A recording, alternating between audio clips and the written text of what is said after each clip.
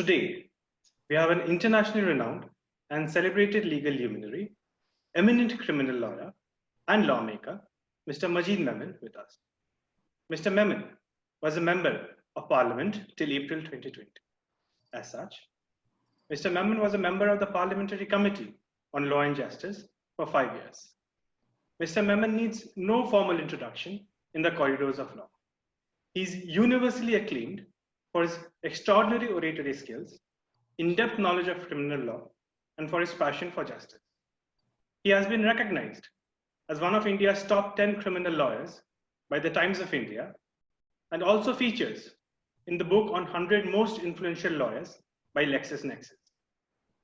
He is known as a man with an iron will and a messiah of underdogs.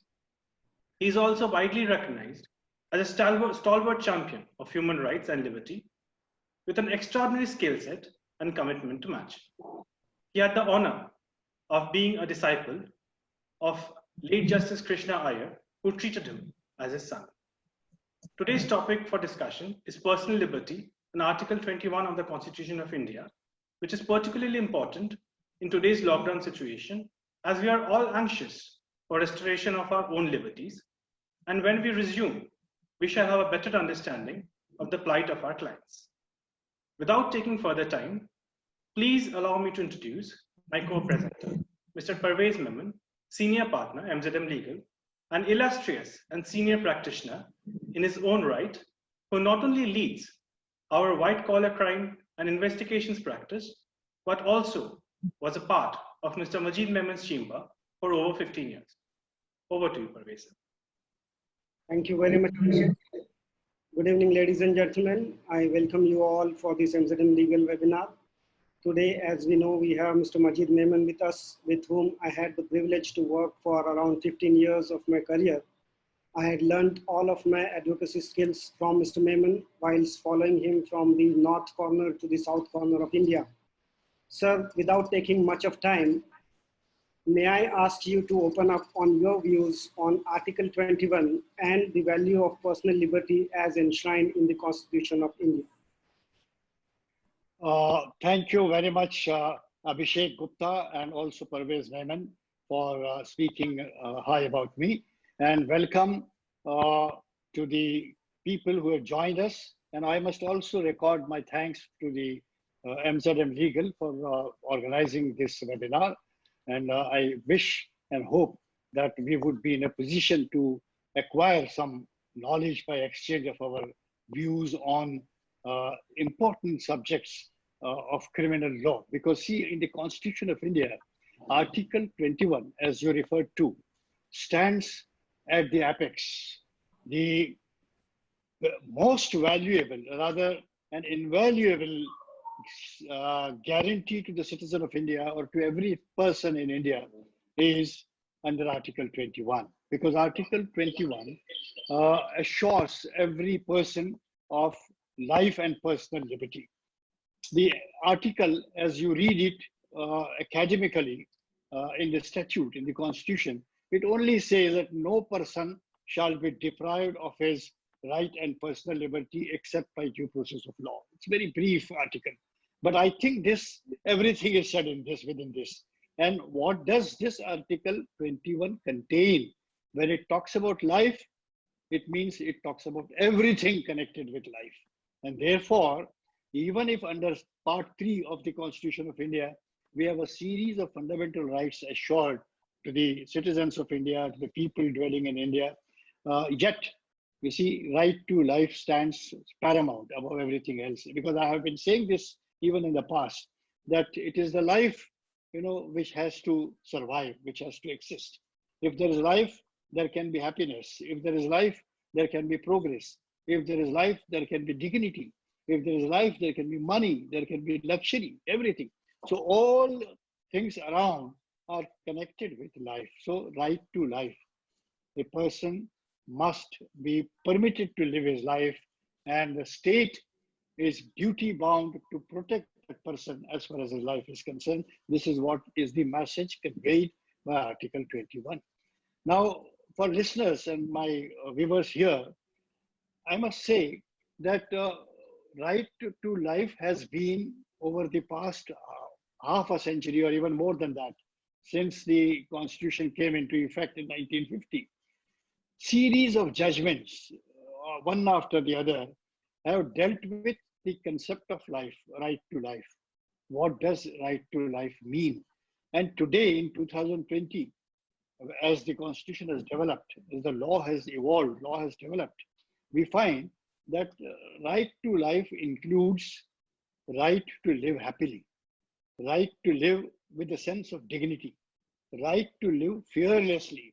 So it is the duty, paramount duty of the state to ensure that every citizen, the poorest, the lowliest, the remotest, lives his life fearlessly with a sense of dignity and happily. And if he is not, then I would go to the extent of saying that his right under Article 21 stands violated. This is what we have to. And then it also speaks about personal liberty. Now, when we talk about personal liberty, Parvez, I must tell you that we enter upon our criminal justice system, because personal liberty is the freedom of movement. Every citizen is entitled to freely move without constraints, of course, subject to certain regulations that you can't enter somebody else's premises without his or her leave. But freedom of movement, by and large, is the freedom of every citizen to remain unconfined, remain unrestrained, unconstrained. Now, when a person is arrested for any charge, you see, this liberty of freedom of movement is affected, and he has been made to remain confined to a particular place, which could be a prison, which could be a lockup, which could be a house arrest, whatever it be. And then our criminal law, with its full fury, comes into operation, because then the question of bail comes. And of course, I'm going to dwell more upon the question of bail, which is directly connected with personal liberty and with Article 21. Since you have opened the discussion on Article 21, which is at the top, which includes personal liberty, and which of course would mean that freedom of movement, no person can be arrested or his personal liberty could be encroached except by due process of law. So when we talk of bail, Parvez, I think if you permit me, I must tell the viewers certain very important ideas about bail. Unfortunately, although I have a criminal law practice of almost half a century by now, I have appeared in hundreds of courts in the matters of bail, right from the magistracy up to Supreme Court, the highest courts of appeal. I find that this concept of bail is not fully understood even till today. I would address judicial officers, not law students or young lawyers or the people who are inclined to know more about law and criminal justice, but I would address judicial officers, right from the magistracy to the highest court, before whom the applications for bails are brought. What is this application for bail, and what is the question before the judicial officer examining that petition? Unfortunately, in practice, what we find is that the learned judge who is hearing an application for bail believes that he has to answer a particular question, that question being whether I should grant bail or I should refuse bail. In my humble view, this is not the question. Judicial officers must make a slight change in their approach at the very inception while entertaining a bail application. The question, your lordships or your worships, is not whether to grant bail or not to grant bail. The question before you, in fact, in the true spirit of the constitutional assurance under Article 21, is whether to legitimize encroachment on personal liberty or to dismiss it. So you have to look at it from the point of view of the prosecution, not from the person who is arrested. You have to look from the point of view of state, not the individual whose liberty is encroached by the state. So the question is whether the act of the state in encroaching personal liberty of an individual who is seeking bail before me has to be legitimized judicially or not. I must say that, well, it is not fair. The man cannot be taken away. His personal liberty cannot be taken away then I must restore his liberty by granting bail. So it is the other way around. But unfortunately, our courts do not look at this issue with that particular angle. Now, why does bail become necessary? This is another very important question. Why there is a room for a term bail in our criminal jurisprudence? The purpose is that there is a distance between the first point and the second point. Now I would explain what do I mean. The first point is the minute or the moment when the personal liberty is encroached upon. That is the time of arrest or detention. That is first point. And the accusation is there. Any citizen X, there is an accusation by the state or by an individual saying that you have committed a certain criminal offense and you need to be punished. Now that is first point. Now from that point till the final determination of guilt or innocence of that person or the truthfulness of that accusation, that is the second point. Now unfortunately in our country today, the distance between these 2 points is so wide. It runs into not just weeks or months, but years and sometimes even decades. And that's the misfortune. And that is where bail becomes more and more relevant. Bail becomes more and more important for personal liberty. Why in foreign countries like UK, USA, or other developed countries, we find that criminal matters when they are born and when an accusation is made and a person's liberty is encroached upon, from that point till the point it is determined whether he has really committed the crime or he deserves to be punished or otherwise, the distance is not very wide. It is few weeks, it is few days, or it is few months at the highest. And therefore, you see the longevity of the first point to the second point destroys the credibility of our criminal justice system, because in our experience, we come across matters where innocent people have been made to suffer imprisonment for years for non-grant of bail for whatever reasons and for delay in disposal of their cases, in determining as to whether that person behind bar has in fact committed crime or not, or does he in fact deserve any punishment or not. And in several cases, when we come to this conclusion that he was wrongly arrested or he has not committed the crime, then we have no means to compensate the sufferings of that person, which may be for years. He may lose his entire youthful period of several years. And then ultimately, one day, our criminal justice system would pronounce that you have not committed the crime. But then, why should such person be made to suffer all these years? This is one drawback of our bail system. And the second major drawback of our bail system today is that our prisons are overflowing with under-trial prisoners. If you look at the position as a member of the Parliamentary Standing Committee, we were required to do some research work. We did it. We visited a few prisons in the country at random. And I must share with you my agony that what we found is that the number of inmates out of 100, more than 75 are under-trial prisoners, and less than 25 probably are the convicts who are serving sentence. Now, this lot of people who are under-trial prisoners in the eyes of law are presumably innocent people. Now, these presumably innocent people not only suffer for themselves, but unduly crowd our prisons and causing problem for administration of justice for the state also. How do we successfully decongest our prison? There are a number of things which I have suggested in judicial reforms in the parliament during the past 5 years. One suggestion that I have given is that bail applications should be disposed of without delay. Although we are finding that very often the courts say, once your bail application is rejected today, and if you move with another application after some time, the court would first jump upon you and ask you what is the change in circumstance. Well, if there is no other change in circumstance, even except the fact that you have served or suffered 1 month more or 3 months more or 6 months more in custody, that also should be given weightage. Then why are you made to wait as presumably innocent person in prison when your guilt is yet to be established when the administration of justice of the state does not know whether I have in fact committed the crime or I should be tomorrow recipient of punishment or otherwise, why should I be made to wait for a very unduly long period? Our criminal trials, unfortunately, in our faulty system, takes years to wind up. And this is, I think, delayed justice is, in fact, not only in theory, but in practice too, amounts to denial of justice.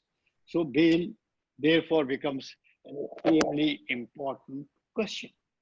The courts must be lenient in grant of bail. Way back in 1970s, when Justice V.R. Krishna, the great judicial jurist, in fact, has said that bail and not jail. Rule is bail, exception is jail. Now, when a man is arrested for a certain crime, one does not know whether he has been rightly arrested or otherwise. In many cases, it is found that he has not been rightly arrested.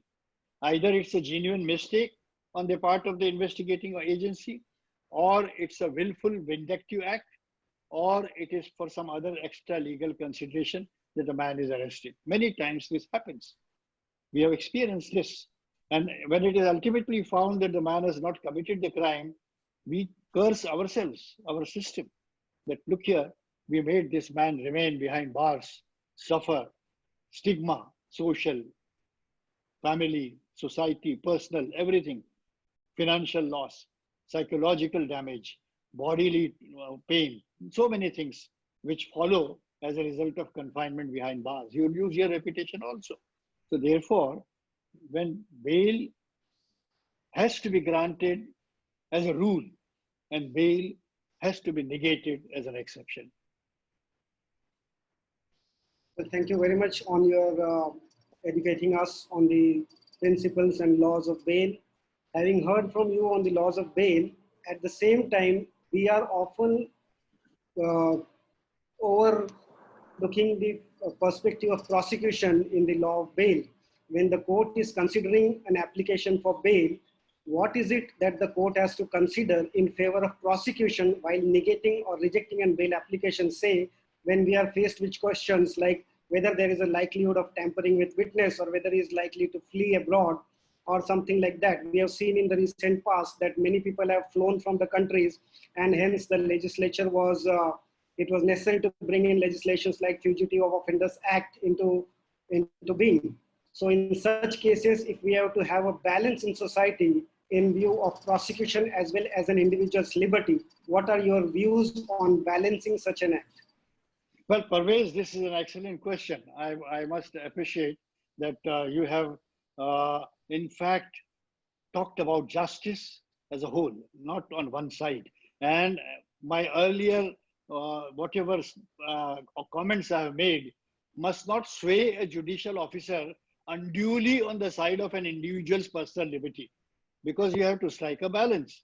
You see, society has to be freed from crimes and criminal activities and criminals, and society has to be protected from happening of such events of crime in future, and therefore deterrent punishment must be given to the offenders, and those who commit crime must have fear of law, and therefore the ultimate aim or goal of criminal justice system is twofold. Number one is to assure innocent people that they would not be subject to abuse of process of law, but at the same time, they must also send a strong message to the society that if you take law in your hands and commit crimes, you cannot escape the long arms of law, and you will have to face it, you will have to suffer punishment, and you will have to pay for what wrong that you have committed. And therefore, denial of bail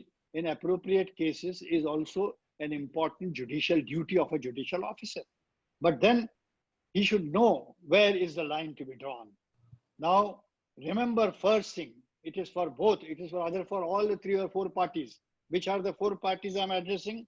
The defense or the accused, the prosecution or the prosecutor, the state who is the main prosecutor, and for the judicial officer. Now, what I'm going to say now is relevant and important for all these 4 parties. And what I'm going to explain is that, look here, please remember that negation of bail or refusal of bail pending trial or to an under trial is not a part of punishment. First, remember this fundamental principle. Please, because I have seen some judges, even in my own personal experience, I have seen some judges telling me after hearing the case that Mr. Memon, let him remain inside for some time. The charges are extremely serious. Let him suffer for some time. I think this is a wrong notion. This statement or this observation by the learned court presupposes guilt, which is unfair. And therefore, not as a part of punishment that he should be kept in custody. He has to be kept in custody for certain compelling reasons. And what could be those compelling reasons? By now, they have emerged very clearly. And I don't think there is any ambiguity on that count at all. The prosecution's interest is to be taken care of. The state's interests are to be taken care of. The society's interests are to be taken care of, in as much as that if a dreaded criminal is arrested who has a bad record, there is always an apprehension that once he is let out on bail, he is likely to commit similar crime over again. This is the first criterion.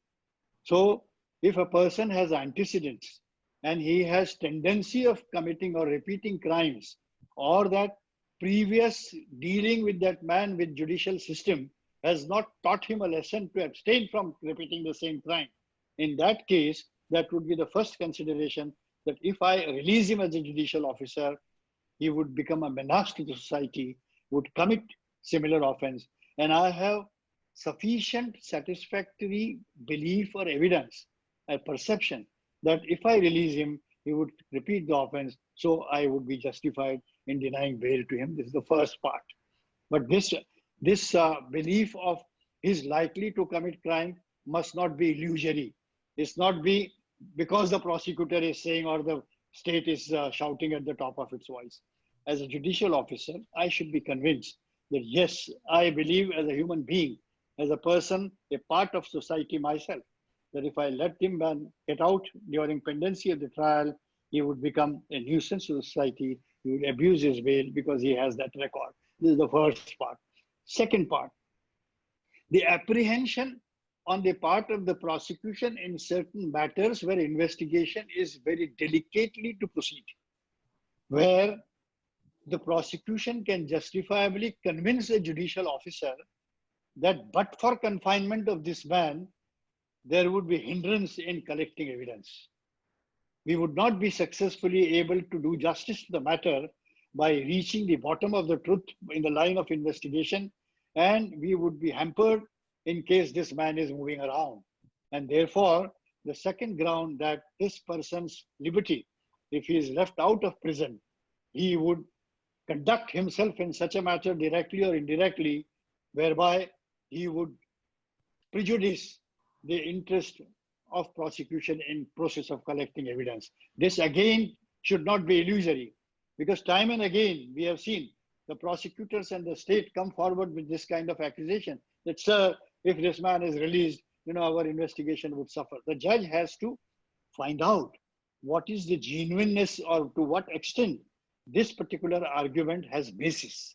On that also, on the face of it, a judicial officer just driven away by the statement of the prosecutor, a bald statement that once he is released, he would be tempering our evidence or he would be hampering our course of investigation is not adequate.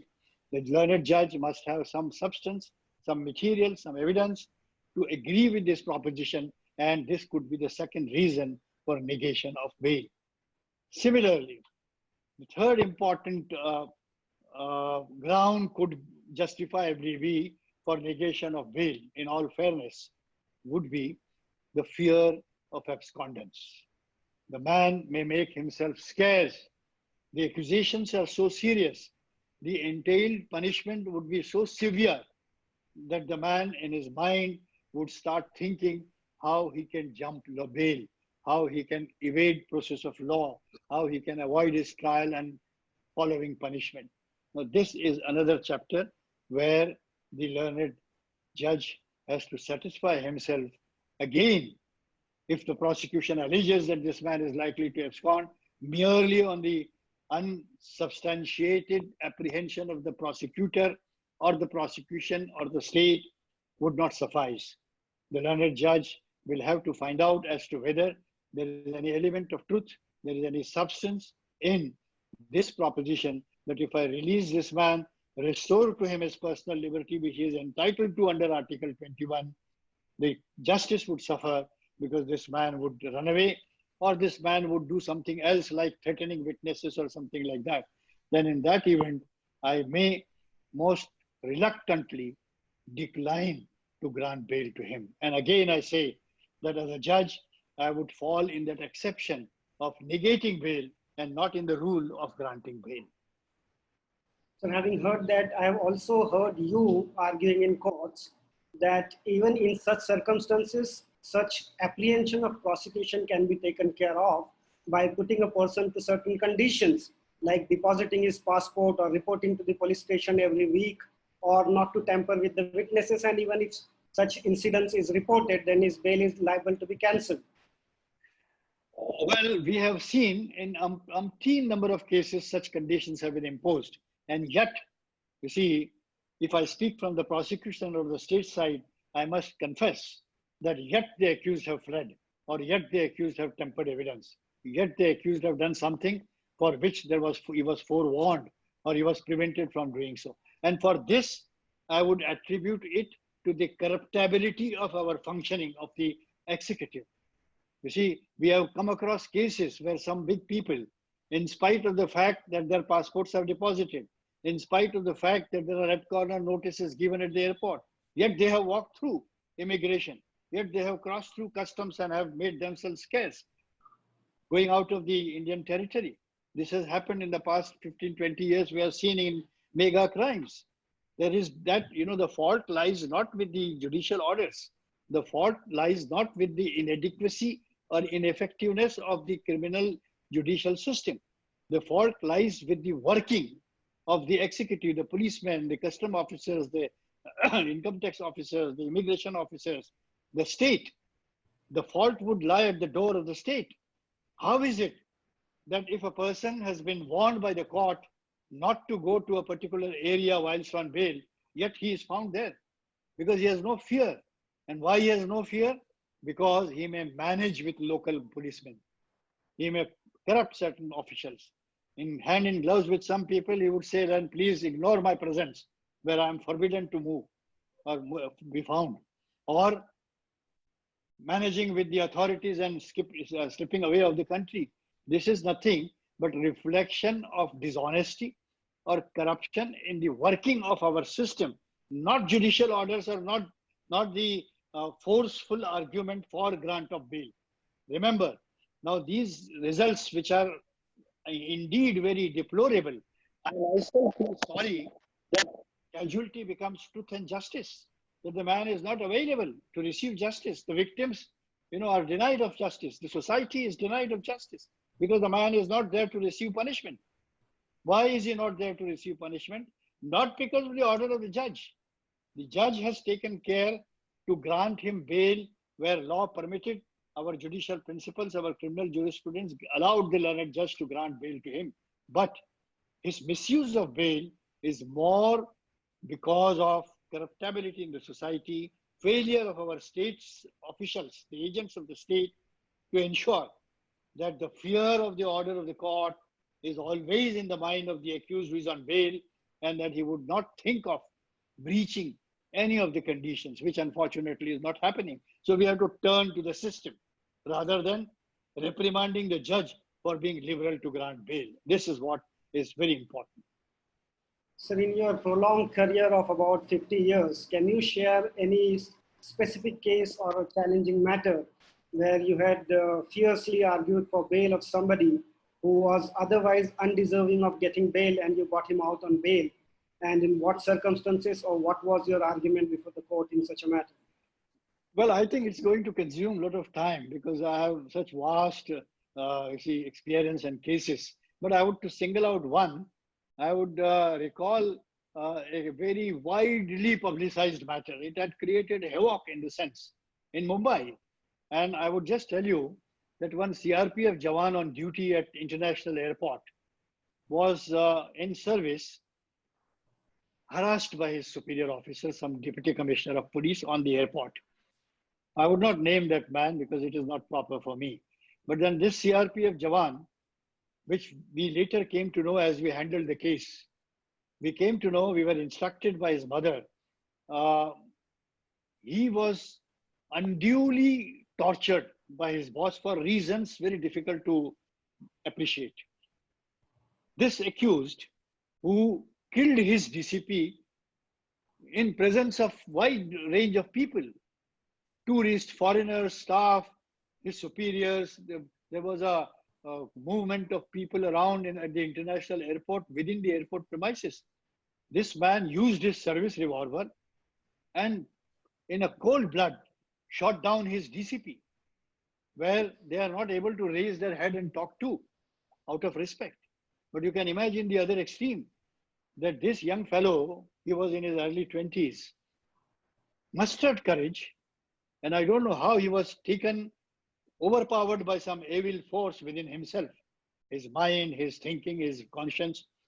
He shot down the DCP dead in the front of a lot many people, and it created havoc.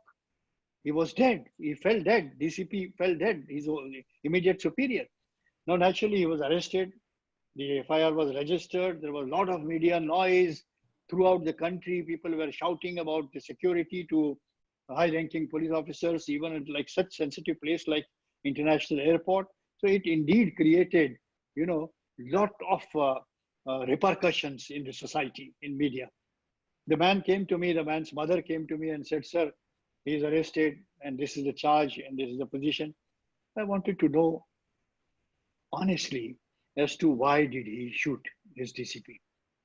And believe me, as a human being, as a person, apart from being a criminal lawyer, I was myself shaken, because instructions that were given to me were that a picture was drawn that this boy was put in such a tremendous torturous condition that he thought of nothing.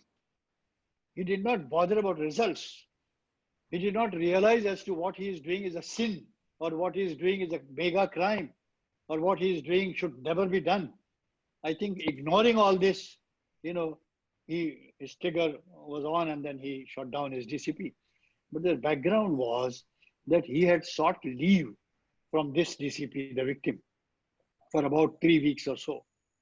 The leave was granted to him, and the leave was taken by him after a long time and after long agitation for taking his mother for a pilgrimage somewhere in North India. And he had, with great difficulty, managed to take reservation of trains because he is a class 4 employee. He managed to get some accommodation in pilgrimage with great difficulty. It was hard for him to do that, but he had done everything. And just a couple of days before his leave was to begin, this DCP, who used to day in and day out torture him, came and told him that your leave is cancelled. You can't go on leave. This made him mad, I think. It enraged him to such an extent because he was in great love with his mother. And he had great reverence and rather belief that he is taking his mother for pilgrimage, which is one of his very important duty. Otherwise, his whole service, his life is useless if he cannot do that.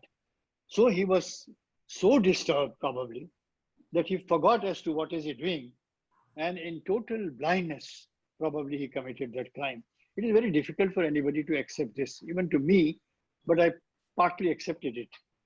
And I thought that I will exercise my legal acumen, my expertise in criminal law to see if this boy can get bail in these circumstances. The matter came up before the learned session judge for bail. He was in custody for a period of about 1 month or so. The investigation in the crime was going on. The investigating team, which was comprising of the high-skilled investigating officers, was recording the statements of people who were present around, and the investigation was on its way. So when I was arguing for bail, it is an absolutely difficult case, or a rather impossible case for bail. There were half a dozen eyewitnesses or even more. And nobody could dispute that DCP died of a bullet injury, which was flown from the trigger of the accused. room for bail or proving innocence of the accused even at prima facie stage was an uphill task for me. But I took another course. I adopted a different course, which I must share with you now. It's a historic case. I asked the learned session judge, sir, I believe you would agree if I make this submission that a criminal investigation in an important crime like this is a quest for truth. And the investigating officers are doing duty not towards the victim or the state or the prosecution alone, but they are doing a duty to the cause of truth and justice. And if they have to reach unadulterated truth, what should be their line of investigation? My submission is that if there are 10 people coming forward to give evidence during investigation, to give their statements, the investigating officer, is he justified in selecting on his own that, well, I would record the statements of these A, B, C, but not D, E, F. And if D, E, F are saying something else, which is not supporting the case of the prosecution, but rather is supporting the defense, whether the evidence of such people should be wholly excluded and kept away from the eyes of justice is the argument. Well, I think my argument appealed to the learned session judge. And what the learned session judge did was that he asked the investigating officer, is it true that E, F, G are also volunteering to give statement, but you have not there recorded? You have chosen not to record their statement. The officer said, yes, sir, because they are not supporting our case. The learned judge ordered that, as submitted by Mr. Memon, I am in agreement that in pursuit of whole truth, it would be necessary to record the statements of those who may not be fully supporting prosecution and come back with the further evidence before me next week. The officer went back. He recorded the statements of those 2-3 witnesses who incidentally were the colleagues of the accused, were the co-CRPF workers, but then they did speak something which weakened the prosecution case to some extent. Now, this was a great moment for me because then I literally 50% succeeded. Then I told the learned judge, now I'm coming to a judicial officer. Earlier, I was at the investigating officer. Now I would, in all humility and in greatest respect, submit to the learned court that is a judicial officer barred from examining the merits of such statements which are not supporting the prosecution. And then I convinced the judge that no, the learned judge is also pursuing truth. And his quest for truth would be adversely affected if he turns a Nelson eye to certain material which is brought before him. Believe me, it did a magic. The learned judge read the statements of a couple of them, heard me at full length, and I was at my best. There was a huge crowd in the court hearing me, all law students, young lawyers, even the court staff from the adjoining courtrooms. And I argued for almost 2 hours. And somehow an atmosphere was created that the learned judge was under my spell. And believe me, it was a historic day that the learned judge felt that this is a case made out for bail, and he granted bail. Although it's a different story that he was granted bail and formalities were complied with. In next 2 days, he came out on bail and his mother embraced him. Both just cried for so long time. And thereafter, I must share with you that unfortunately, the man ran away and did not turn up on the next date. I'm also told that he committed suicide, or one does not know what happened, but he became scarce. And not only that, the High Court reversed this order because the High Court believed that in a matter of this nature, the learned judge ought not to have given more weightage to the witnesses who have deposed against the prosecution at that stage and favored the accused, and therefore bail ought not to have been granted. Although I was successful in getting an impossible thing done, but I must say in my heart that, well, this should not serve as a precedent as far as the powers of a session judge or the powers of a magistrate court below, to grant bail should be used. So thank you very much for sharing this experience with the audience here. Though I was the privileged one to assist you during this matter all throughout from sessions to High Court, I distinctly remembered how we fought day in and day out to get justice to that man and his mother. Having said so, sir, you had in the beginning said that apart from the laws of bail, Article 21 also provides for right to speedy trial. And given the current circumstances and the situation in the country, we see that 75% people or population in the jail is those of under trials. So can you suggest any such steps that the government or the judiciary should take to expedite these trials and to set them either to be convicted for the punishment for the offenses they have committed, or to set them free because they are now proved innocent in law? Well, Parvez, this reminds me of my role as a lawmaker in Parliament.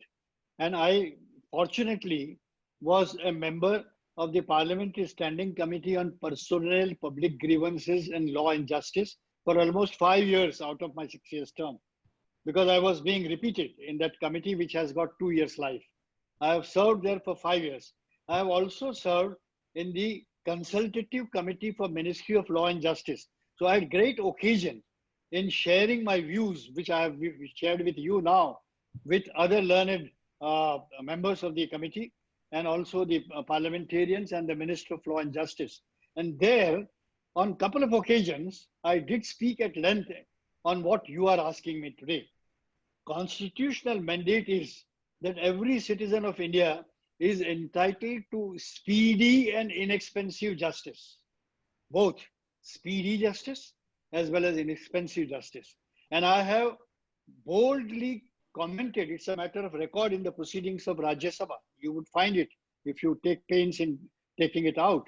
In my speeches in the floor of the House also, and in my contribution in the committee discussions also, I have repeatedly stressed on this point, that this mandate of constitution is a mere paper tiger.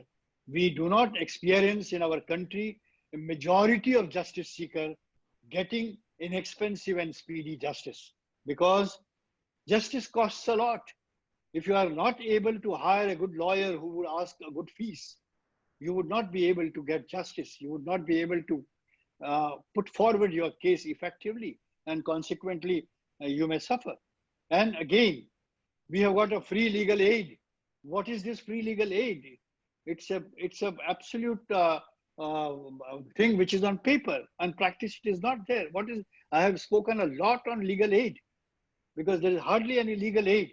I have come across cases where state legal aid provided through a very raw lawyer has only accelerated conviction. It's a disservice to the person who is in distress. So this is no legal aid, and therefore neither legal aid system is functioning satisfactorily, nor speedy justice is provided, because we see that criminal matters are gathering dust for not years but even decades, and people in custody remain in custody for long terms, sometimes for longer period than the period for which they would ultimately be punished, even if they are found guilty. So it's a matter of disgrace. Lots of things can be spoken about it, and I think I need hours and hours to explain this both idea of inexpensive and speedy justice to be given to needy people. And remember, in our criminal justice system in 130 crore populated country, we have 85% or 90% justice seekers belonging to poor class. Those who can afford best lawyers, those who can spend anything to even investigate, they have their own investigation of the crime, they can have their own material, they can have the best of the legal assistance, are hardly less than even 10%. And therefore, the bulk of miscarriage of justice results, and for which I spend sleepless night. And I would ask all of my friends who are over here, let us work untiringly to see how can we minimize, if we cannot eliminate, this malady in our criminal justice system.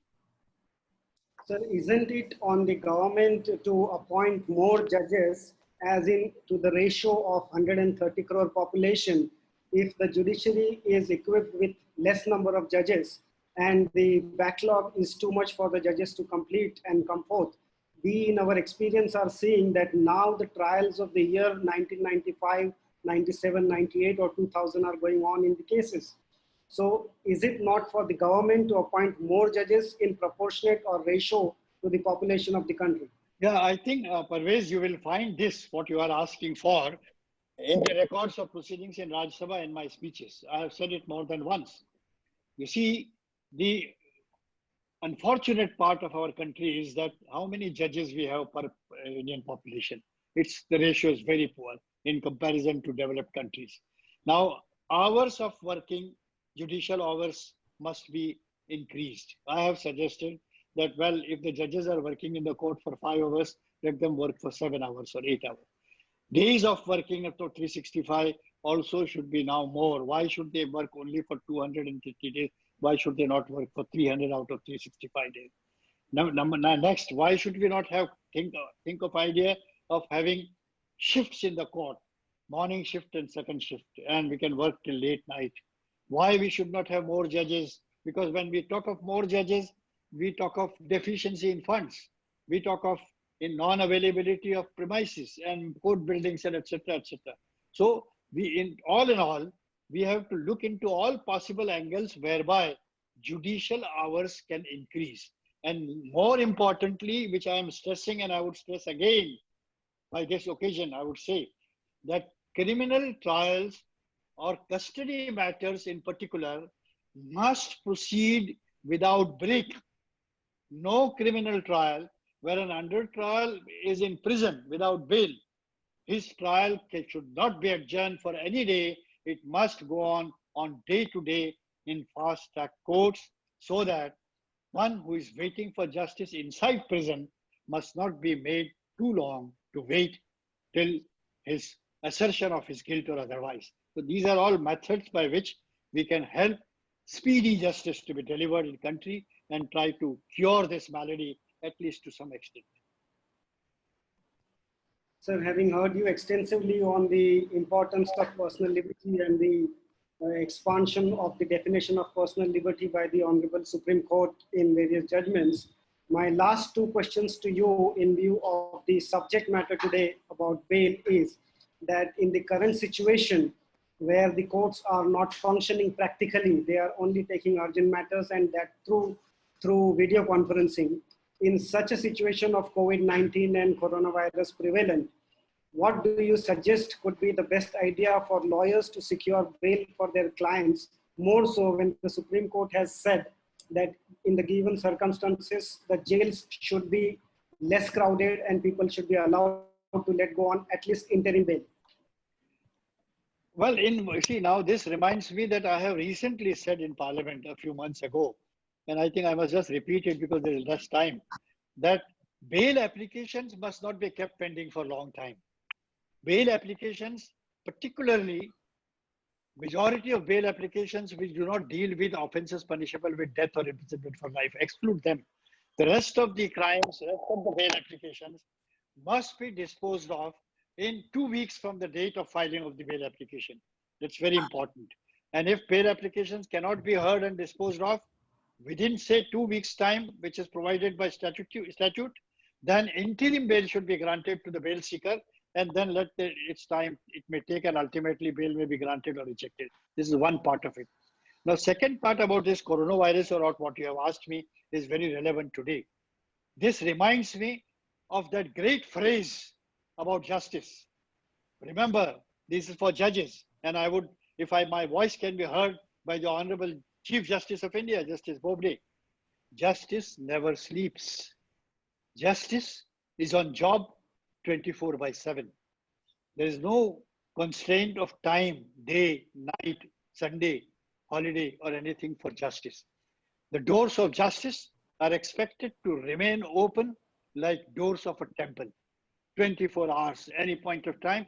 A justice seeker can always knock and say that I want justice. And I don't think the judges must have such petty constraints as out of time.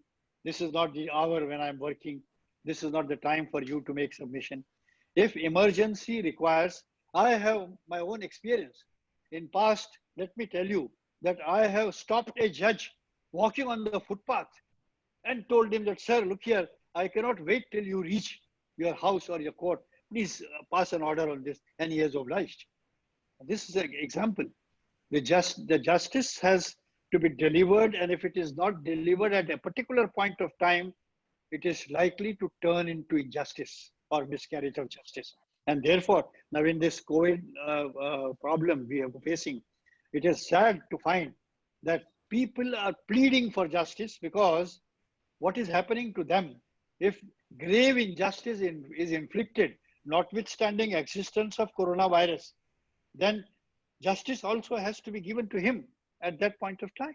And therefore, if your rights can be breached in such an atmosphere, then your rights can be restored also by a brilliant and brave judge who should deliver justice and must be available.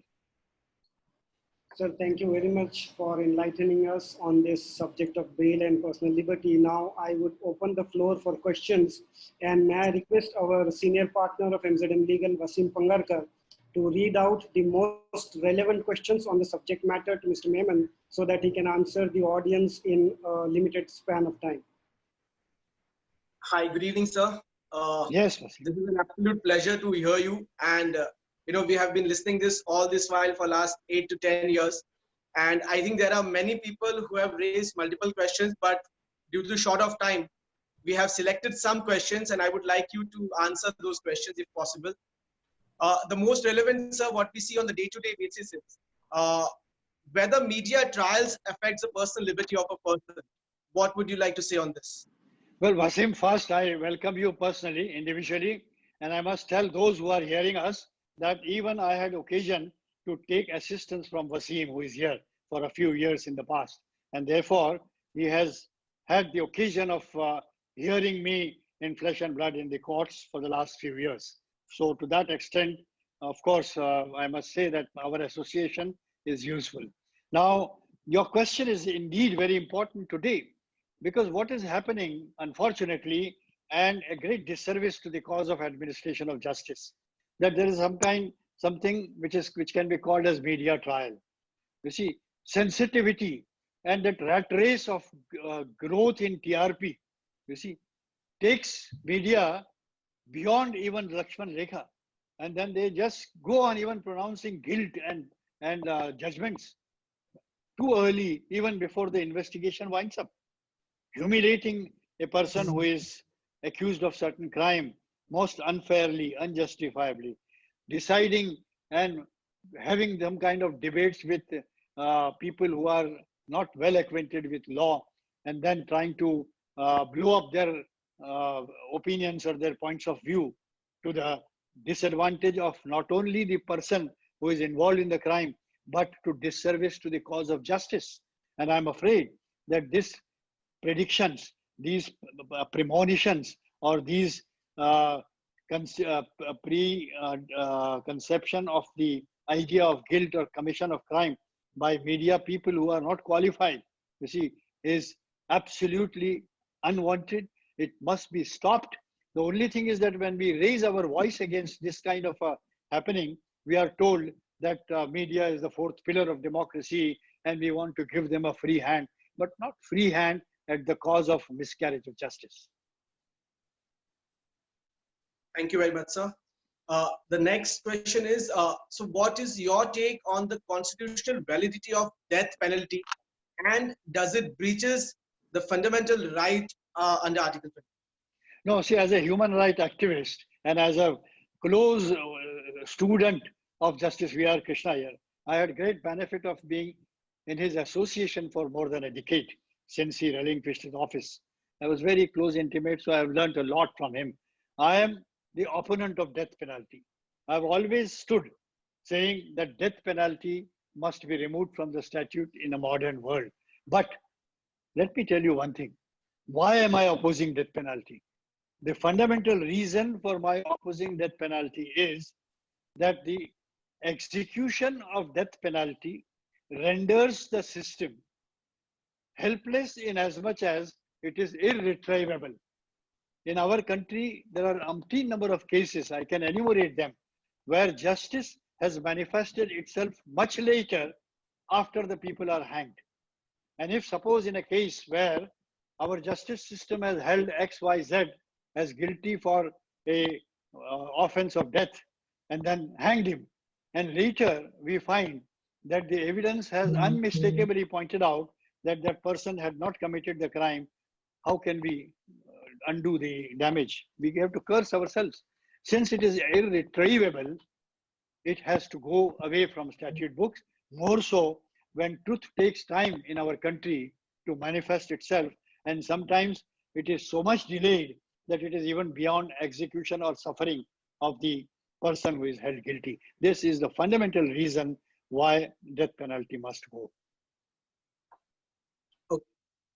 So the next question is, as we have seen most of the times, as you mentioned in your session, that the bails are rejected with the perception that while deciding the bail application, the judges reach to a conclusion that he is convicted and that he is accused of the crime. And if it turns out to be, if there is an acquittal that is granted, how does the state compensate to that person because he is the victim at the hands of the state? Well, non-grant of bail at the investigation stage or soon thereafter is one thing, but then delay in disposal of the criminal trial after the rejection of bail application is also unduly long. Our experience tells us that when a man is arrested, he struggles for his release during investigation stage or even soon after filing of charge sheet. Then once his bail is rejected, he waits helplessly for his trial to wind up. But then his trial doesn't begin for years, which is what we want to highlight, that a person who is in custody and who is denied bail, his trial must go on day-to-day basis till it is concluded. At least in the trial court. Appellate court we can consider thereafter. But in the trial court, why should it take so many years? And therefore, why do you make that judge who has denied bail feel embarrassed when he records acquittal if he is the same trial court judge? He would recall his orders passed at the time while negating bail, saying that there is prima facie evidence against this man for having been involved in this serious crime, and therefore I am not inclined to grant bail to him. He has to prove himself wrong at the end of the trial. So it is a kind of an embarrassment to a conscientious judge. So therefore, what is important is that our criminal trials must, in particular custody cases, must not be adjourned for weeks and months. It must go on day-to-day basis. No latitude is to be shown to the prosecution for making witnesses available or collecting evidence or whatever it be. You have enough time. Now as a judge, I say that the man is waiting in prison and I have to decide whether he has in fact committed crime, whether his turmoil or torture or sufferings in prison is justified or not. Every day I have to account for it as a judicial officer. In my conscience, I feel that I must determine whether this man has committed the crime or not earlier than later, and therefore no liberty to prosecution to seek time. I think this is not the approach that the judges are taking. Okay, so I would, sorry for due to time constraint, I'll just ask you a last question, and then I would ask Mr. Parvez Memon just to give a vote of thanks. The question is most relevant, sir, with respect to the stranded migrant laborers. Now, though the government has been providing some reliefs for them, but the unemployment and starvation, do you think that this affects the personal liberty that is granted under the constitution of the? Well, certainly. Now, this is a very appropriate and relevant issue. And I must say that this also not just violates their fundamental rights, it's also a question of violation of human rights. Look at the manner in which these migrant laborers are left high and dry in different parts of the country. And remember, India is such a vast country, from one end to another end. If one has to walk, as we have seen shamelessly, we had to see on television that people with their limited baggage on their shoulders, with their children, with their women, are walking on the highways miles and miles, hundreds of miles. Is it not a matter of disgrace for even viewers like us? We put our heads in shame that they have lost their employment. They have no means of transport. They are left high and dry. The state doesn't bother for their food. The state doesn't bother for their job. The state doesn't bother for their survival. And for days together we have seen, and now belatedly, the state has woken up because of a lot of pressure coming, and now some trains are arranged. I think, in my humble view, and if my voice can reach those in power at state as well as in center, please take up the case of each and every migrant labor, whether he belongs to South or North or East or West in India. Each migrant labor must be given his legitimate right of dues, which he has lost because of his displacement, because of his loss of employment. The state is duty bound to pay him wages for that. The state is duty bound to provide food to him and to his dependents who were depending on his hard work when he was sweating and earning his livelihood, and all those days which he has lost because of failure on the part of the state to safeguard his life and liberty as guaranteed under Article 21. The state must compensate every rupee to each migrant laborer. It might look practically difficult for the government, but this is what the need of the hour is. And as a human rights activist, I would persistently and emphatically say that state governments and central government must ensure that not a single migrant laborer, or for that matter, any poor person, any laborer, be he a farmer, be he a mazdoor, be he a student, whatever, they are looked after well. Otherwise, the state is failing in discharge of its fundamental duty. Thank you, Sir, sir. thank you very much. Thank you very much to all of you. Sir, on behalf of MZM Legal, I would like to thank you for your valuable time and your insights on the subject matter on today's session.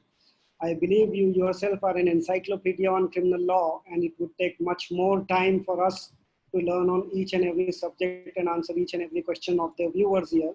So I would request our viewers to send in their questions on email lawyers@mzmlegal.com, and we would then forward those questions to Mr. Majeed Memon to answer, and we would answer you through email. Thank you, Mr. Memon, and thank you all. I would say last word. I must express my gratitude, my thanks first to MZM Legal for taking pains in organizing such an important event. And I also thank every individual who has worked for this organization, for this working of this webinar, and all those who have participated herein. By sharing this information with you, I feel enlightened. And I'm glad that if this could reach through each one of you to hundreds and hundreds more, I think that would make our country more successful in degrees, at least in administration of criminal justice. Thank you very much once again, and good evening to all of you. Thank you very much.